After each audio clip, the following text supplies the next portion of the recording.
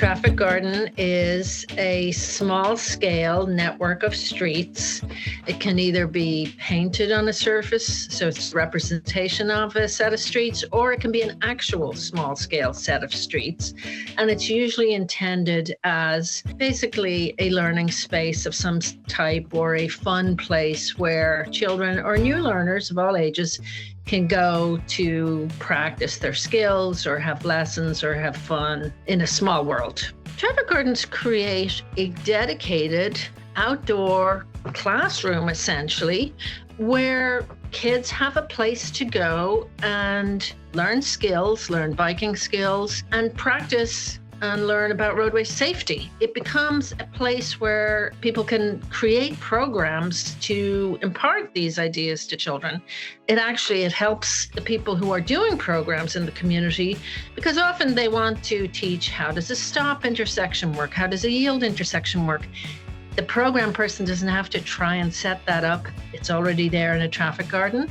So the program time goes into the actual instruction rather than the program person having to set it up. It goes beyond people who are doing programs. It's also a place for families to go, and they can gently introduce their kids to the ideas about our roads, which are complex ideas. You know, how does a child learn how an intersection works? It's one thing to know that they have to stop, but what are all the other people going to do? And who goes first? Who goes next? It becomes sort of this comfortable place. You can introduce those ideas. It's sort of this fun, active space for families to go, and it serves young families well. So if someone's interested in a traffic garden and doesn't already have a site, I suggest taking a look around for hard surfaces that are currently underutilized, that are relatively flat in a pretty decent location, that's accessible to the general public, and doesn't have barriers in terms of the access. See if it's large enough for a traffic garden. It turns out there are many hard surfaces that are left over from prior uses, or that are part of existing uses, but they're underutilized for some reason. I just suggest taking a look around, taking a fresh look at your community to see what's there, and it can be very surprising what may be available. There are various types of traffic gardens. The difference really is to do with how they're constructed and how long they're intended to be in place. We have the surface applied traffic garden. This is where you take some sort of permanent, high-grade paint type product. We have lots of extremely high-performing materials, and you apply them to the surface to create what look like a set of streets. You use the conventions of streets, white lane markings, yellow center lines, small scale stop and yield pavement markings, so that it recognizably looks like a street. And that's the type that is being most commonly installed in the US right now. Almost every traffic garden that's going in that's permanent is of this type. These sort of projects need a local champion. Typically, most people in the community haven't heard of it. So somebody in the community needs to bring the idea into their community and say, let's build a traffic garden. And I highly recommend that they also gather a little team of people to assist them with the project.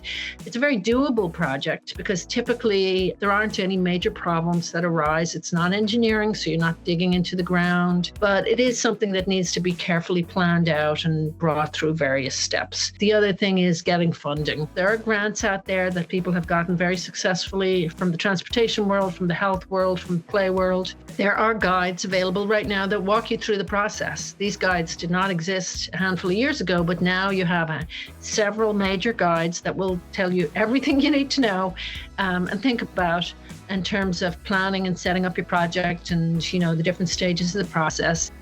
The Heights Bike Garden in Vancouver, Washington is a wonderful traffic garden that was instantly beloved when everybody saw it. There was a mall in the community that was demolished. There were lots of parking areas all around the mall that they were just left in place, big chain link fence put around the site. They already have detailed plans of, a wonderful mixed use community with future parks, but that takes a long time. That takes years. So while that process is going on, all this parking area behind the chain link fence was sitting, doing nothing. They were looking at, well, what are the different ways we could use this site? And somebody suggested traffic garden.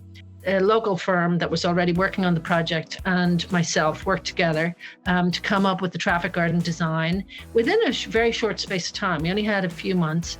And the firm, First 40 Feet, worked on the artistic side of it because we wanted this thing to look good. The traffic garden subsequently went on to win an APA award for Washington State. It's been a very successful, use of this asphalt. I'm Dave Perlick. I'm the Director of Parks, Recreation, and Cultural Services for the City of Vancouver. We worked with other departments, consultants, and some community partners on this site. So the city has purchased this property, and we're in a long-term process of doing a large redevelopment plan. That takes time, and so we've got property, we've got an old parking lot, it's fenced, and community members in our council were saying, what are you going to do with the property? Is there anything we can do today to create community use of that site and maybe get people excited about what's coming? And so we looked at a variety of different options. And when we found the traffic garden idea, we just felt it was perfect because it would bring people to the site. It would get them excited maybe about what's coming, which is an exciting park and public plaza and activities for all ages. And we just thought that this would be a beautiful way to get people to the site, get them excited, and create something really positive in this site while we're waiting for future development to come. And so we really wanted to create that public use, and I think this is a great approach that gives families and kids something to do. It doesn't compete with the surrounding businesses, so I think it just fits in. And even if you don't have kids or you're not here using it, you drive by and you see that something's going on there, and hopefully people are excited about the development that's coming.